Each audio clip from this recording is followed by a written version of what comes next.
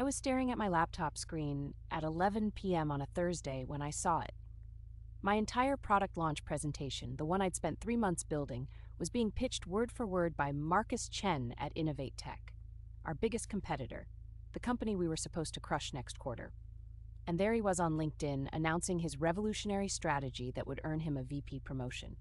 My strategy, my data, my exact slides. But here's what made my hands shake so hard I nearly dropped my phone. I recognized the coffee stain on slide 17. The same coffee stain I'd made 2 weeks ago when I was working late, when Sarah brought me that latte and sat with me, asking all those detailed questions about my approach. Sarah Mitchell, my coworker, my friend, the woman I'd trusted with everything. I'm going to tell you exactly how I found out and what I did about it.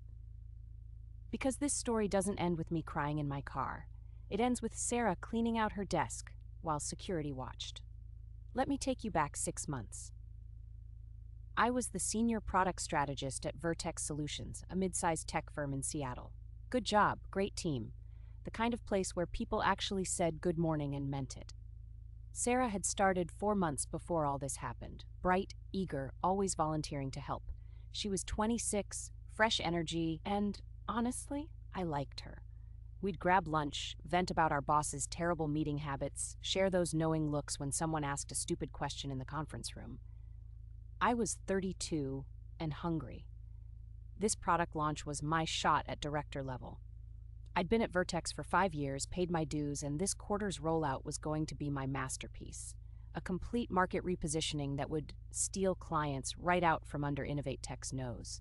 The executive team was watching.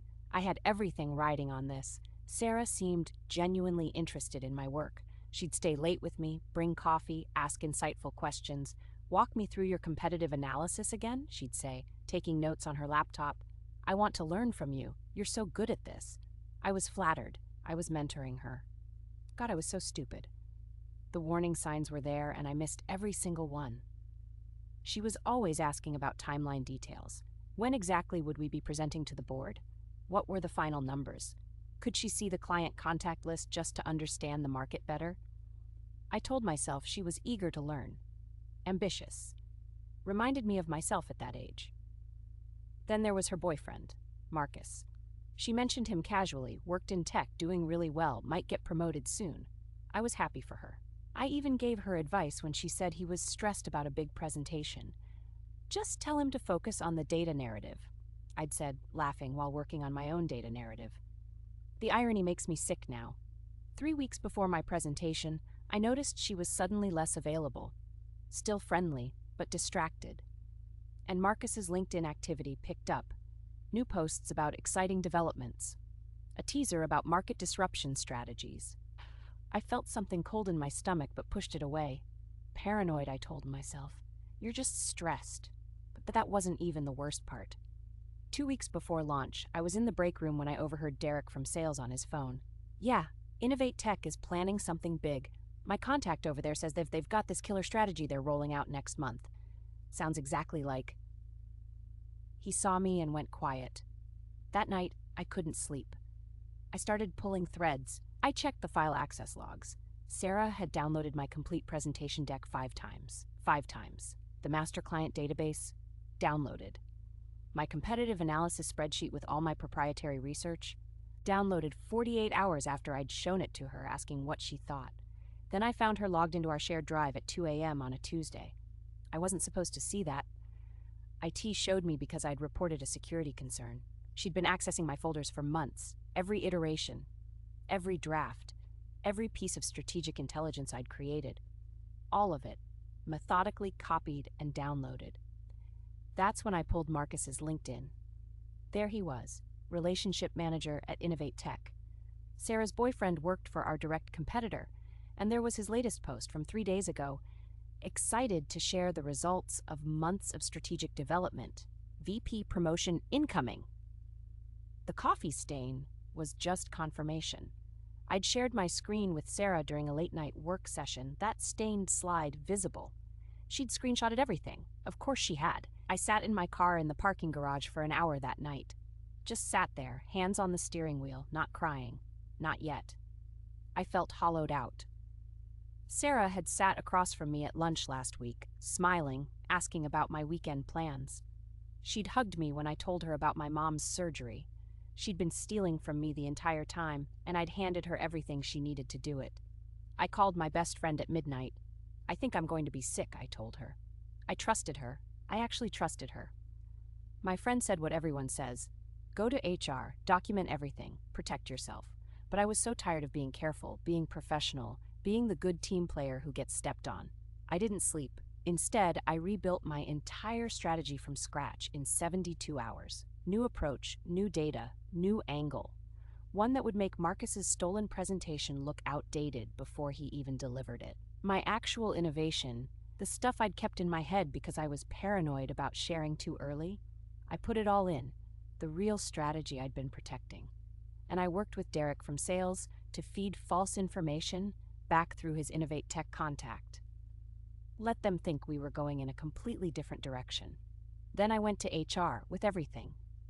The download logs, the timestamps, the LinkedIn evidence showing Marcus worked for our competitor, screenshots of his posts that directly correlated with my presentation dates.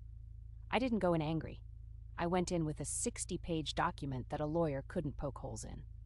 And what I did next? Most people told me I'd gone too far. I requested to present my revised strategy the same week Marcus was supposedly presenting his stolen version at Innovate Tech. I wanted them to go first. I wanted their clients and board to see Marcus's pitch before ours. Because mine was better. Mine was what the original should have been before I dumbed it down for someone I thought was learning from me. HR suspended Sarah immediately pending investigation. She tried calling me 17 times that day. 17 answer. She sent texts. "Please let me explain. It's not what you think. Marcus didn't know. He thought it was my work." That last lie was almost funny. Almost. The day of my presentation, I got word that Marcus had presented at Innovate Tech the day before. Their board had questions. Lots of them, about the gaps in his strategy, about the surface-level analysis, about why someone supposedly VP-ready was pitching something that felt incomplete. My presentation killed. Standing ovation from the executive team. 2 of Innovate Tech's major clients reached out within a week because word travels fast in Seattle tech circles, and they'd heard Vertex had the real deal. Sarah was terminated for breach of confidential information and corporate espionage. Marcus lost his promotion when Innovate Tech realized he'd built his strategy on stolen intel. Last I heard, he was job hunting, and his LinkedIn had gone very, very quiet. I got the director position. But you know what's strange? The promotion didn't feel like the win. The win was the moment Sarah's security badge stopped working and she had to wait in the lobby while they brought down her personal items in a cardboard box. The win was knowing I'd trusted my gut just a little too late, but still soon enough to save myself. I learned something brutal through this. Not everyone who smiles at you wishes you well. Some people see your success as a resource to mine. Sarah didn't sabotage me because she hated me. She did it because she loved someone else more, and my career was just collateral damage in her plan to help him. That's somehow worse than malice. It's indifference. If you've ever been betrayed by someone at work, someone you ate lunch with and trusted with your ideas, you know this hollow feeling I'm talking about. You question everything, every friendly conversation, every collaboration. It makes you harder. I wish I could tell you it doesn't, but it does. But here's what I want you to hear. You are not paranoid for protecting your work. You are not selfish for keeping your best ideas close until the right moment. And when someone shows you through their actions, not their words, their actions, who they really are, believe them the first time. Don't wait for the coffee stain. I still work at Vertex. I have a new team, and I'm more guarded now, which makes me sad sometimes. But I'm also stronger. I know the difference between collaboration and exploitation, and I will never ever ignore that cold feeling in my stomach again. If this story resonated with you, subscribe. I share a new story every single week. And drop a comment below if you've ever been betrayed by someone you completely trusted. You are not alone, and you will get through this.